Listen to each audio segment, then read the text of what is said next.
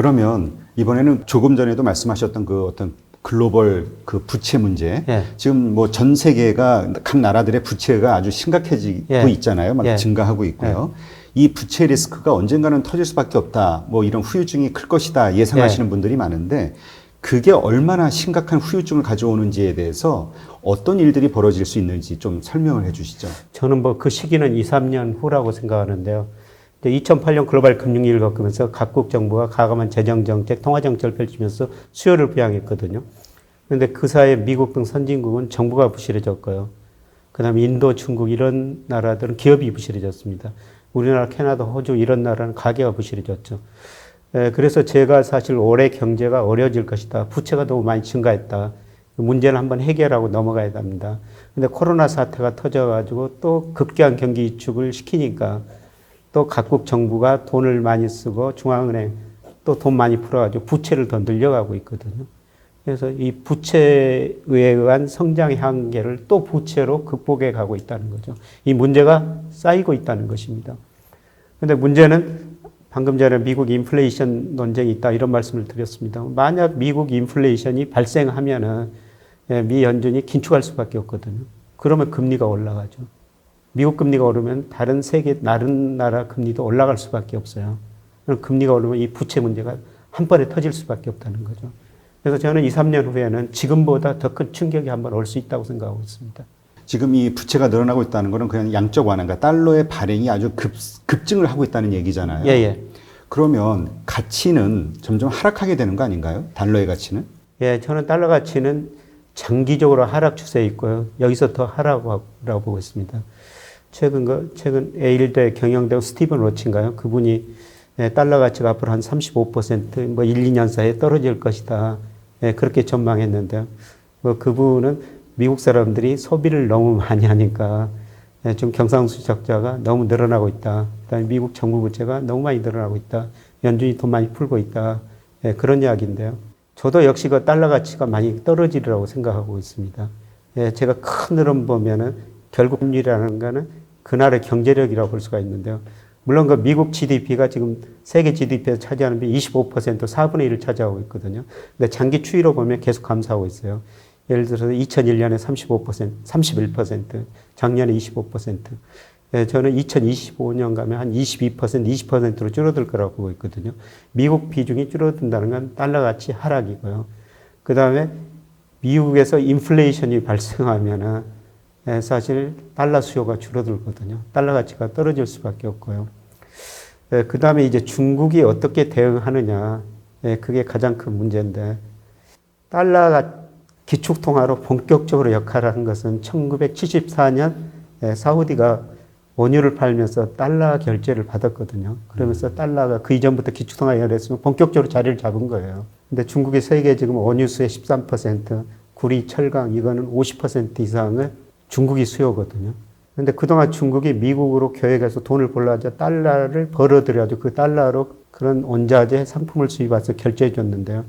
중국도 지금 갈수록 달러가 부족해지고 있습니다. 미래 어느 시점인 줄은 모르겠습니다만 앞으로 중국이 원자재를 수입하면서 달러 대신 위안화를 줄 수 있다.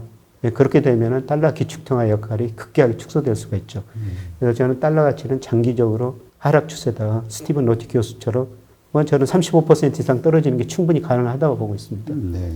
그런데 또 이런 반론 제기할 수도 있을 것 같아요. 뭐냐면 우리가 어떤 위기 상황이 발생이 되면 달러 안전자산에 대한 수요 욕구 때문에 달러 가치가 확 올라가잖아요. 그래서 우리 막 달러 사기 위해서 막 이번에도 엄청나게 자산을 다 팔아 제꼈고요. 그럼 앞으로 예상되는 여러 가지 어려운 경제 그 현안들이 있는데 그러면 그때 다시 이 달러에 대한 수요나 가치는 올라가게 되지 않을까요? 일시적으로 올라갈 수가 있죠. 지난 3월에도 달러 가치가 올라갔거든요. 달러만이 현금이다. 심지어는 안전자산이 금까지 팔려면서 사람들이 달러를 샀는데요. 그런데 그 이후로 다시 달러 가치가 떨어지고 있거든요. 최근에 그 달러 지수가 블룸버그에서 작성하는 주요 선진국 통해서 보니까 뭐 102까지 올라갔다가 지금 97 안팎에서 움직이고 있거든요. 그런 식으로 일시적으로 글로벌 금융시장이 굉장히 불안하면은 달러 가치가 일시적으로 올랐다가 이제 추세는 계속 하락 추세라는 거죠. 네. 왜 이 질문을 드리냐면은 지금 정말 많은 분들이 예. 달러 자산에 투자를 하고 있잖아요. 나스닥 시장이 됐든 예. 아니면 뭐 달러 보유가 됐든 외환이 됐든 여러 형태로 국채가 됐든 예. 달러를 보유하고 있는데 달러 자산을 이게 달러의 가치가 하락이 되면은 그 상당한 어떤 손실이 있게 되는 거 아닌가? 뭐 이런 생각이 얼핏 들더라고요. 예. 뭐 그만큼 주가가 올라주면 괜찮은데요. 미국 일부가 나스닥 일부 종목, 뭐 아까 추세에 맞는 황기업 같은 거 이거는 뭐 조정받고 다시 올라갈 수가 있습니다. 그런 주식 사놓으면은 달러 가치가 떨어져도 그 이상 오를 수가 있는데요. 그의 목적이라면은 저는 달러 보유는 상당히 뭐 그렇게 바람직한 건 아니다. 그래서 많은 분들이 저한테 달러를 보유해도 되느냐. 저는 그런 질문을 받을 때 달러는 쓸 만큼만 가지고 계십시오. 지금 해외여행도 못 갑니다만 해외여행 갈 때 혹시 유학 보내셨다면 자녀분들 유학비 보낼 때 그 정도만 가지고 계십시오. 차라리 달러를 보려면 금을 가지고 계십시오. 달러 가치가 떨어지면 상대적으로 오르는 게 금이거든요. 네. 그러면 지금 달러 자산의 어떤 지금 뭐 사실 미국에 그 투자하고 있는 분들이 많이 있잖아요. 예. 그러한 것들은 어떻게 좀 포트폴리오 재편을 할 필요가 있다라고 보시는 건가요? 예. 우리가 국내 주식시장이 워낙 안 좋고 그다음에 금리가 낮아졌고 은행 이자도 별로 안 들어오니까 해외 자산 투자를 할 수밖에 없어요. 대표적으로 작년에 보니까 국민연금이 약 763조 정도 자산이 되는데 23%를 해외 주식에 투자했거든요. 31% 수익을 냈어요.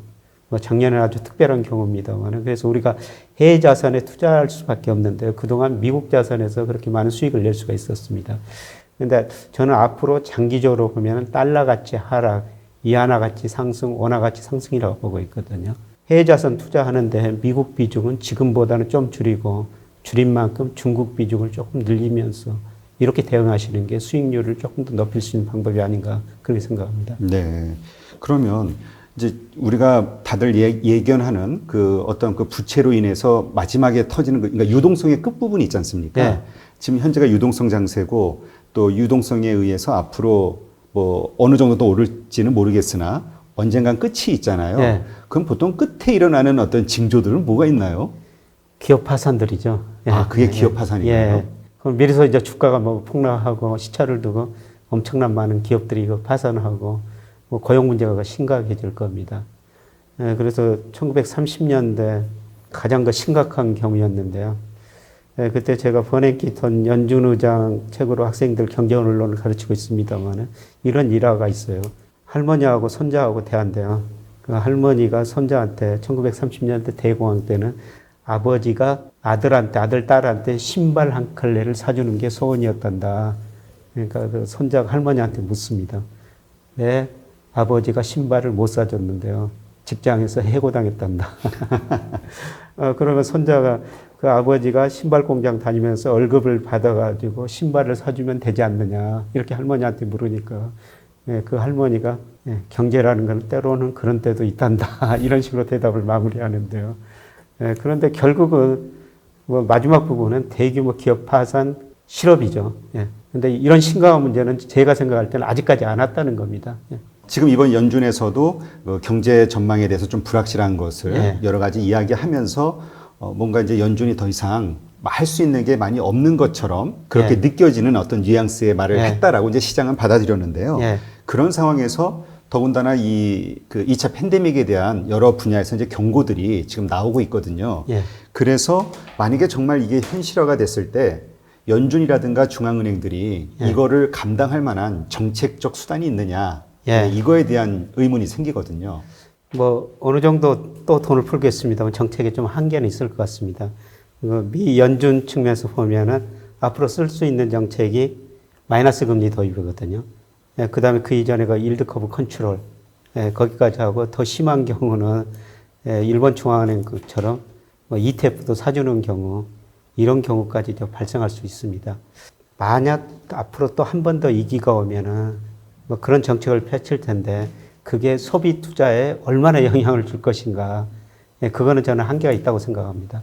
그래서 앞으로 중앙은행의 통화 정책보다는 재정 정책이 저는 훨씬 더 효과 있을 것이다 이렇게 평가하고 있습니다. 네, 지금 연준이 할 수 있는 여러 가지 뭐 마지막 대책 중에 하나가 이제 마이너스 금리, 뭐 일드 커브 컨트롤 말씀을 하셨는데요. 마이너스 금리가 발생이 되면 어떤 상황이 일어나는 건가요? 예, 우리가 흔히들 그 마이너스 금리 하면은 내가 은행에다 얘기했을 때 혹시 마이너스 금리를 받는가? 그거는 아니고요. 내가 은행에다 돈 주는 것 같은? 예, 그런 건 아니고 이제 미 연준이 중앙은행들한테 시중은행한테 돈을 풀었을 때 그 은행들이 그거를 기업이나 가계대출 해줘야 되거든요. 예, 그런데 못 받을 것 같아죠. 기업 가계대출 안 해주는 거죠. 그 돈이 남지 않습니까? 그 돈을 초과지준이라고 그러는데 다시 중앙은행에다 맡깁니다. 거기에 마이너스 금리를 부과하겠다. 근데 마이너스 금리까지 가면 무슨 문제가 발생하냐면 저는 미국 국채 수익률이 0%까지 떨어질 수가 있어요. 네, 독일, 지금 일본 최근에 10년 국제 수익률이 마이너스까지 떨어졌습니다만 미국은 마이너스까지 가지 않더라도 0%까지는 떨어질 수 있다. 뭐 어떤 경우는 마이너스 금리까지 갈 수가 있는데요.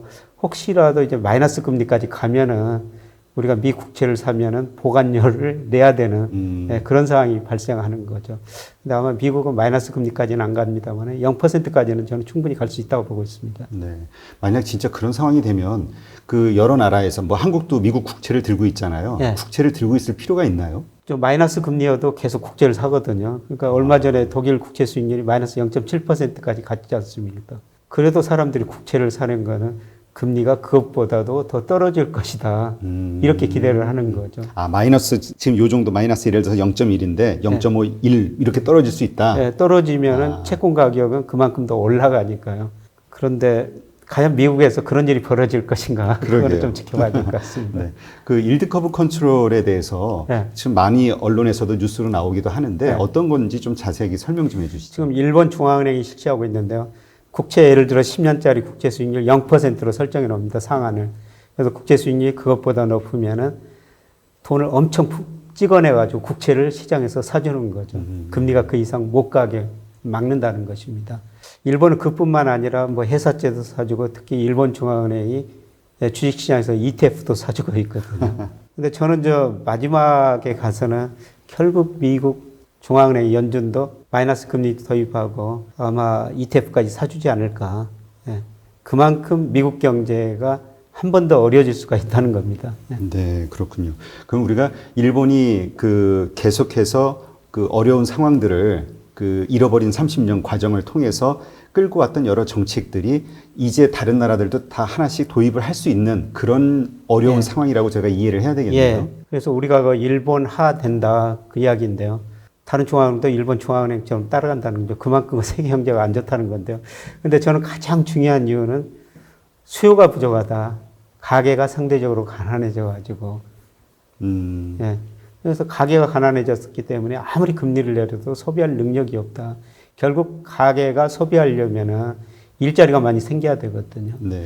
예, 그런데 전 세계적으로 지금 초과 공급이 존재하기 때문에 결국 기업들이 구조 조정할 수밖에 없다. 그러면 일자리가 더 줄어들고 가계 소득은 줄어들면서 결국은 실업 문제가 갈수록 심각한 문제다. 그래서 정부가 나설 수밖에 없다. 그렇게 보고 있습니다. 네, 그렇군요.